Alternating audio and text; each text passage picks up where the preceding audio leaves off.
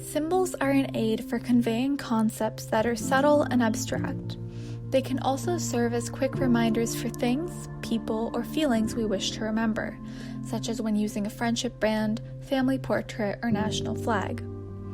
In Hinduism, a consecrated image of God known as murti is used in worship to help concentrate the mind and focus on aspects of divinity symbolized by that form of the murti. Ganesha is a popular deity who is the lord of all functioning forces in the universe. He symbolizes wisdom and is worshipped at the start of any new enterprise to overcome all obstacles to success. He is shown with the head and trunk of an elephant that signifies wisdom, intelligence, and strength, and a large belly that contains the whole universe. His big head represents thinking big for coming up with good ideas for a solution to the problem at hand, and small eyes for deep perception and concentration. Similarly, his small mouth and large ears are to speak less and listen more to what others are saying. Om is a transcendental symbol and the primordial sound of creation. The sound Om is composed of 3 sounds that span the whole vocal apparatus. The sound A from the base of the stomach, the sound U in the mouth, and the sound at the lips. The Upanishads explain how these 3 components of Om represent the sum totality of all human experience. Serving as a reminder of the omnipresence of the divine, the chanting of Om can bring one's mind to a profound meditative state. When chanted, its vibratory quality is purificatory and supports meditation. Namaste is a common way of greeting people that means the divinity within me bows to the divinity within you. Hindus bow their heads and bring their hands together when saying Namaste to signify you and me coming together. It is a powerful greeting to set a tone of mutual respect in the conversation when the meaning of the gesture is known. The lotus represents a mind that is calm and thinks clearly in all circumstances. It is a beautiful flower that grows in a muddy environment, so we desire to be like the lotus, engaged in the world in the best possible way, but not affected by it. Gods and goddesses are depicted as holding various weapons in their multiple hands.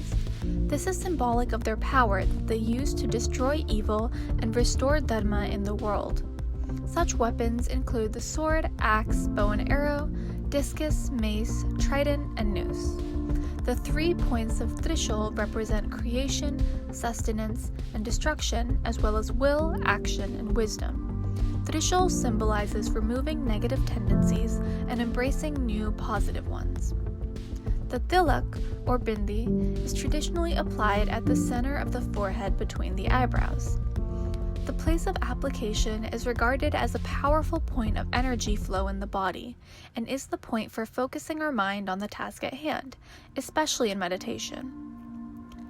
The swastika is mentioned in the Rig Veda, that is the oldest scripture known to man, and is at least 7,000 years old. The word is comprised of su, that means good or well, and asti, that means to be or to exist. Hence, swastika is that which brings well-being for all.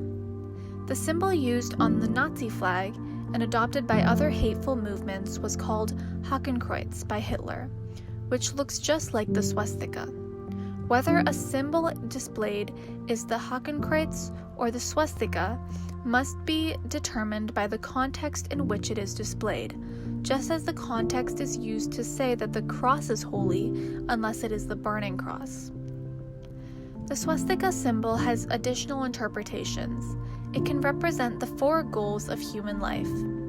Dharma, that is doing actions that are appropriate as per the situation. Artha is gaining wealth. Kama is enjoying sense pleasures. And moksha is to break all bondages and attain liberation. The swastika can also represent the cyclical nature of time. The swastika is considered extremely sacred and holy by Hindus, Buddhists, Jains, and Zoroastrians, amongst others, and remains very widely used from ancient times to the present day. The symbol is engraved on sacred objects of worship, as well as on doorways of temples and homes.